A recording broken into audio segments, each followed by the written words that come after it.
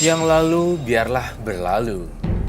Maafkanlah kesalahan yang telah terjadi. Dan biarkan menjadi pelajaran buat kita. Berikutnya akan hadir seorang wanita yang mengaku hidupnya selalu disiksa setelah dia menikah. Malam hari ini kami akan panggil dia dengan nama samaran. Kami persilahkan Asri.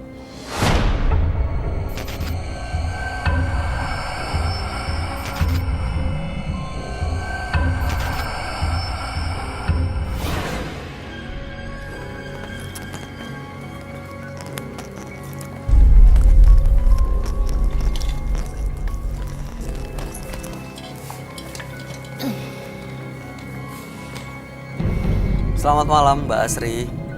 Malam, Mas. Apa yang mau diceritakan malam ini? Saya kesini mau menceritakan tentang suami saya, Mas. Kenapa dengan suaminya? Saya udah nggak tahan sama suami saya, Mas. Kenapa?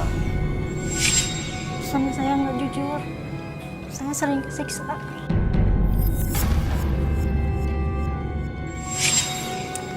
Awal ceritanya gimana sih bisa seperti ini? Saya kan usaha furnitur. Suami saya dulu itu karyawan saya, Mas. Tapi Mas jangan menceritakan dengan ibu saya ya, Mas. Ya, ibu saya nggak tahu sama sekali masalah ini. Dulu saya diperkosa, Mas, sama suami saya. Itu karyawan saya, bukan suami saya dulu. Terus? Iya, saya diperkosa. Saya diam nggak berani karena saya diancam. Saya diancam, ya lama-lama saya tahu mengandung, hamil, ya terpaksa saya jadi kawin sama dia. Jadi hamil dulu? Iya. Ibu nggak tahu soal kejadian ini? Enggak, ibu taunya suka sama suka. Dan itu KDRT-nya sudah berlangsung cukup lama? Udah, Mas. Itu waktu terjadi KDRT, boleh diceritain nggak salah satu kejadian yang mungkin Mbak Asri ingat? Gimana sih ceritanya?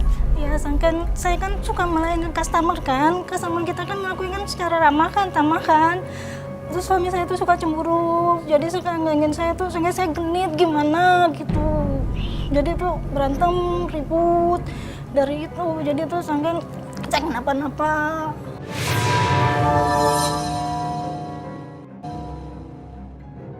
Kata saya, kan saya kan melayani kan customer kan dengan baik kan. Jadi sama saya itu pikirannya yang lain.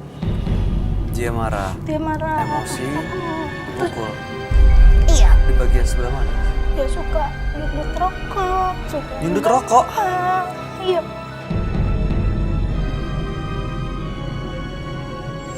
Nah, kalau misalkan lagi marah, lagi cemburu, misalkan dia kan juga suka kan pisau, kalau ada pisau dekat dia suka dilayangin juga. Ini kalau udah seperti ini udah nggak sehat ya Mbak ya? Dapat satu anak jadinya dari suami yang sekarang. Dua. Jadi dapat dua. Jadi harapan yang sini sebenarnya mau cerita Iya. biar plong semuanya. Iya. Ya saya harus mau gimana, mau ceritain kemana. Terus ada yang ini ya suruh kesini, ya udah saya coba supaya suami saya bisa terbuka. Mau gimana saya juga nggak tahu. Tapi masih punya harapan untuk punya rumah tangga yang baik-baik aja? Kayaknya sih udah enggak, saya udah nggak tahan. Mbak Asri, kita akan dengerin bagaimana tanggapan sahabat kami ya mengenai permasalahan ini. Kami akan ajak Anda langsung bertemu dengan sahabat kami seorang indigo. Kami persilahkan Roy Kiyoshi. Sebelumnya, tim Mata Batin sudah memberikan tanggal lahir dan nomor rumah partisipan kepada Roy Kiyoshi. Dengan mata batinnya, Roy akan membaca berdasarkan angka yang kami berikan.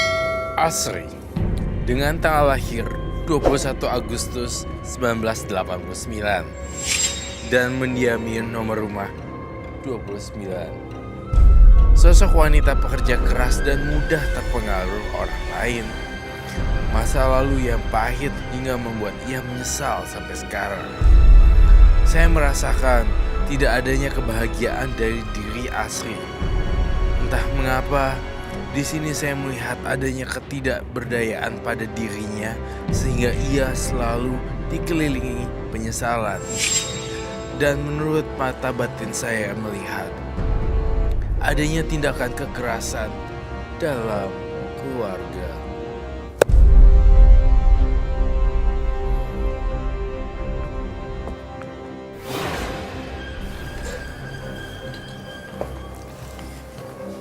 Selamat malam. Selamat malam, Roy.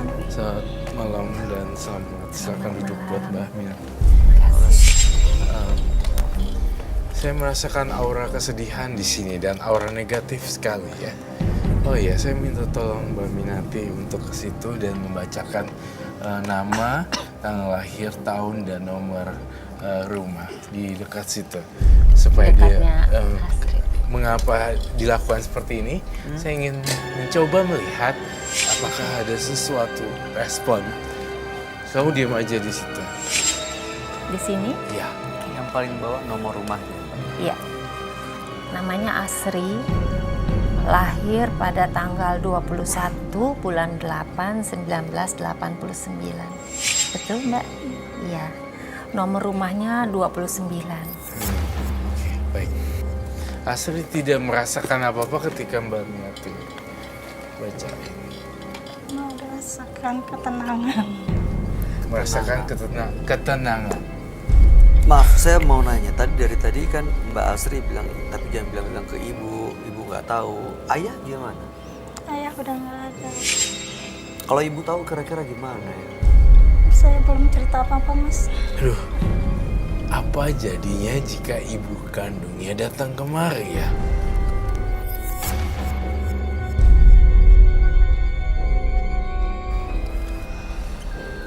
Ini akan jadi mess up dong ya. Akan jadi kacau balau kan?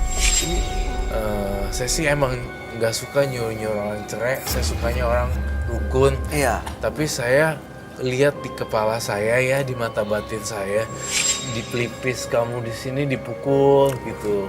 Iya kan? Jujur. Iya, suka hidung saya juga dipukul. Tuh. Lalu pertanyaan saya, apalagi yang harus dipertahankan Pertahankan. ya? Dan kasihan juga kalau anak-anak sampai melihat ibunya dipukulin sama ayahnya. Iya, kasihan mukanya hancur. Anak-anak saya sih udah ngeliat, tapi karena Udah pernah ngeliat? Pernah Waduh, ngeliat. trauma loh. Trauma Bisa ya. trauma. Trauma. Anak saya juga pernah trauma kalau anak bapaknya suka ngedeketin saya nggak boleh gitu, jadi nggak boleh ya. Tapi kenapa nggak dilaporin sih ke yang paling deket deh, ke RT kalau nggak ke kepolisian ya? Gak tahu, kalau kata orang bodohnya saya itu nggak pernah ngelaporin apa-apa pun, nggak pernah ngadu sama orang tua. Tapi Nah itu anak-anak dia, kenapa nggak ngasih tahu ke ibu? nggak tahu, saya juga nggak punya pikiran ke situ. Ya, tapi anak-anak itu udah jadi saksi semua. Tapi sebagai ibu merasa berhak untuk tahu nggak sih anaknya, walaupun udah berumah tangga ya. Biasanya orang udah berumah tangga kan ya tanggung jawab sepenuhnya dipegang oleh anak. Kalau saya melihatnya, Mbak Asri ini sebetulnya orangnya sangat kuat. Harusnya Mbak Asri dalam hal ini bisa mengarahkan pikirannya apa sih yang harus dilakukan gitu loh. Dengan cara Mbak Asri diam, itu bahkan bukan hanya mencelakai Mbak Asri sendiri, tapi juga anak-anak. Masa depan anak-anak adalah di tangan Mbak Asri. Kalau Mbak Asri seperti ini, anak-anak ikut hancur. Jadi kalau menurut saya, alangkah baiknya Mbak Asri bertindak. Iya. Ya seperti tadi, dilaporkan ke RT RW, kemudian dan selanjutnya supaya bukan hanya Mbak Asri yang selamat, tapi anak-anak juga. Iya. Kemudian saya yakin, seyakin-yakinnya, ibunya pun kalau tahu sama sekali tidak akan setuju bahwa anaknya dan cucunya melihat kejadian itu, dan itu trauma seumur hidup. Iya. Iya. Ibunya pun tidak rela anaknya disiksa. Dengan cara Asri bertindak, ibunya akan bangga bahwa kamu perempuan yang kuat, Ya, punya prinsip ini, punya perjuangkan prinsip, begitu ya. punya harga diri, dan kamu di sini membela anak-anakmu. Jadi harusnya kamu berani gitu loh. Saya nggak tega sama ibu saya. Ibu saya tuh taunya suami saya itu orangnya baik. Oke, ya awalnya begitu ya, tetapi daripada nanti di kemudian hari terjadi apa-apa dengan Mbak Asri dan terlambat. Ya kalau Karena misalnya sudah terbiasa dengan KDRT, kita nggak tahu ya tiba-tiba fatal. kalau misalnya terjadi hal yang nggak diinginkan, nanti anak-anak gimana, Mbak? Iya. Anak saya sih kalau saya dia apa-apain suka ngebela saya. Tapi Ya, kan tetap nggak benar. anak-anak. Trauma itu bisa dua, bisa satu dia menjadi sangat penakut, jadi ini bisa juga menjadi mengikuti apa yang dia lihat. Yang dilakukan. Iya. Anaknya laki-laki atau perempuan? Laki perempuan. Ada laki-laki. Jadi dia lagi. lihat kan, akan kerekam kan sama si Iya. anak itu. Harusnya Mbak Asri lebih harus menunjukkan mana yang benar dan mana yang tidak benar. Iya benar. Itu yang saya nggak bisa, itu yang saya nggak sanggup. Mau kemana? Itu pihak ketiga mungkin yang Iya. mediasi. Kamu kalau melihat Mbak Asri, dia emang karena ketakutan, karena terancam, yang dirasain dari auranya Mbak Asri, seperti apa kondisinya sampai dia memendam semuanya sendiri? Saya merasakan ketakutan yang sangat gede banget. Trauma gede banget juga dirasain. Gamparan itu masih berasa nyut kuping. Kamu tau kuping kan? Nyut. Jadi Pukul ya? masih itu Sakitnya. masih berasa. Yang Bayu tanyakan, ini saya rasakan energi beliau tuh takut karena terancam kalau aku lepasin dia bakalan makin gini-giniin gaya. Banyak hal yang dia pikirin Mbak Asrinya, ketakutan sendiri. Dia akan semakin jahat kayak aku lepas gimana dan banyak hal Jadi berkecamuk. ya. berkecamuk sepertinya. Kita sih memang gampang, aku memang gampang ngomong udah apalagi sih yang dipertahanin, tapi di dalam situ ternyata rumit. Nah, itu yang aku rasain, ketakutan yang sangat parah dan gak ada solusinya. Iya. Maksudnya bagi dia, buat dia. Kalau saya sih cuma udah sekarang pasrah aja gimana ya kesananya. Tapi sebenarnya pasar juga perlu tindakan ya Mbak Minati ya. Iya, pasrah bukan berarti nggak berbuat apa-apa ya. Iya. Kita harus- Kalau Mbak Asri sayang sama anak-anak, harusnya Mbak Asri fight untuk ini demi kebenaran. betul. Saya pernah mau gugat cerai tapi dia nggak mau. Nggak mau. Gak mau cerai. Nggak mau. Tapi dia memang mencintai Mbak Asri. Mencintai saya sih dia, tapi saya udah enggak karena saya terpaksa. Saya tuh nahan aja karena saya hamil sama dia ya udah. Mbak Asri, kalau kami hadirkan Ibu Mbak Asri datang ke sini, Aduh. mau nggak menceritakan ini semuanya ke beliau?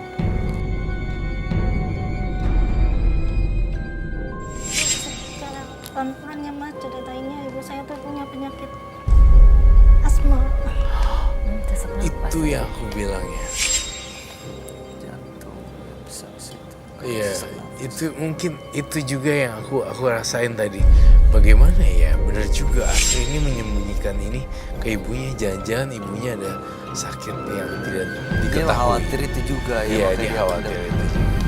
Mari kita tanya dulu ke Mbak Asrinya sebenarnya dia mau nggak untuk menceritakan ini semua dan kita nggak tahu juga kondisi dia seperti apa. Iya. Waduh, Kalau ini dengar nanti cerita kita seperti itu. kita Karena Mbak bertiga. Asri kalau memang sudah nggak kuat, apalagi yang mesti disembunyikan. Iya.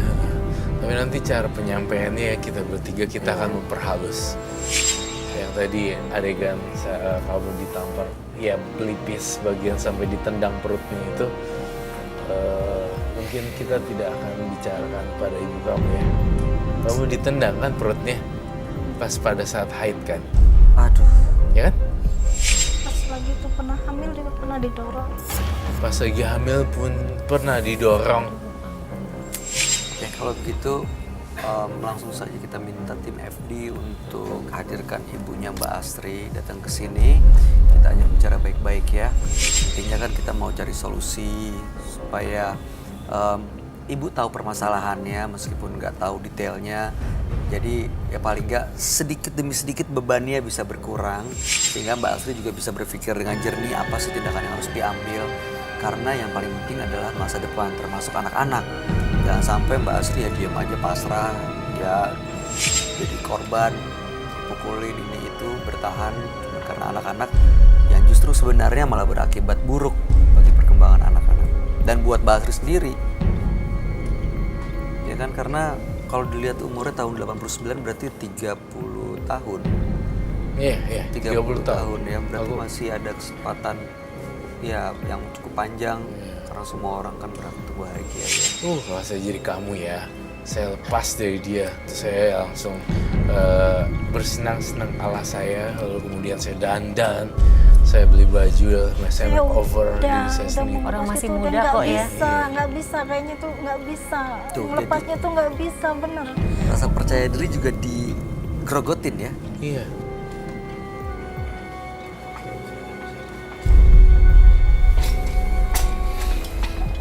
Saya deg-degan.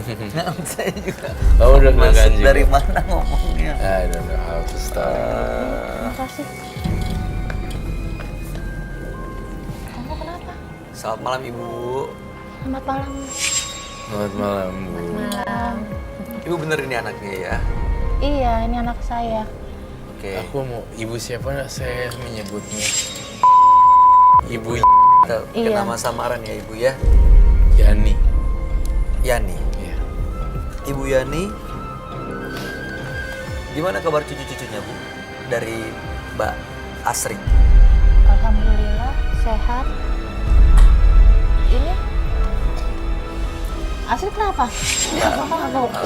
Ibu Yani, nggak apa-apa Mbak Asri nggak apa-apa. Justru Mbak Asri datang ke sini ingin menceritakan sesuatu sebenarnya yang selama ini dipendam, yang mungkin Ibu belum tahu. Tapi Ibu jangan panik dulu, Ibu tenang dulu. Intinya dengan datang ke sini, ini harapannya kita bisa dapat solusi, dan yang selama ini dipendam, yang selama ini jadi beban Mbak Asri, justru bisa kita semua bantu untuk kita ringankan bebannya ya. Tapi Ibu tenang aja, Ibu nggak usah panik ya. Emang kamu ada beban apa? Ada masalah apa? Ada apa-apa, Bu? Nggak, baik-baik aja kok. Iya, sabar, pelan-pelan. Iya. Kalau anak saya baik-baik aja. Iya. Yani, sabar. Ibu, suaminya Mbak Asri gimana kabarnya? Alhamdulillah baik, suami yang baik, Oh, yang sayang sama istri. Saya juga senang sama menantu saya. oke. Selama ini emang Ibu melihatnya sebagai suami yang seperti apa? Atau bapak seperti apa? buat cucu-cucu Yang Ibu? saya lihat dia suami yang ideal, sayang sama anak saya, sayang sama cucu saya. Waktu Mbak Asri menikah dengan suaminya, dengan menantu Ibu, itu memang ada kejadian hamil lebih dulu ya? Waktu itu. Betul begitu ya Bu ya? Mohon maaf sekali kalau pertanyaan saya terasa lancang. Hah, gitulah Mas. Waktu mereka menikah atas dasar memang sama-sama cinta Bu. Cinta ya? Kamu cinta kan sama suami kamu? Hah? Jawab. Iya, Bu. Tuh, cinta dia. Emang ada masalah apa sih, Mas?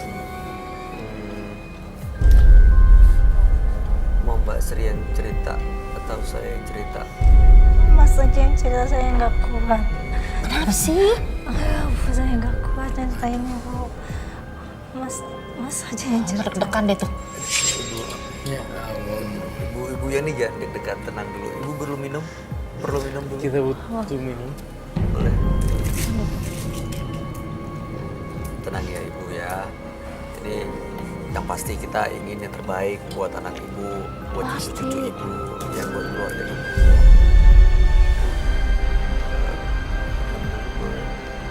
Iya, monggo. Ya, silakan Ibu.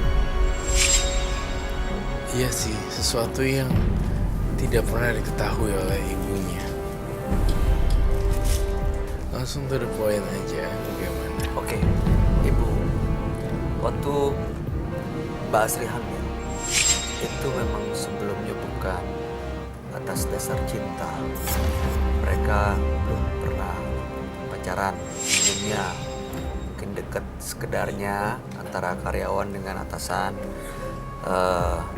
Dan waktu itu ada kejadian yang mungkin selama ini dipendam oleh Mbak Asri yang menyebabkan kehamilannya. Jadi Mbak Asri waktu itu diperkosa oleh menantunya. Hah?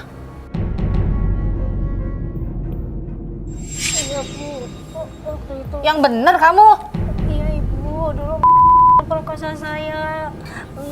Kenapa kamu gak bilang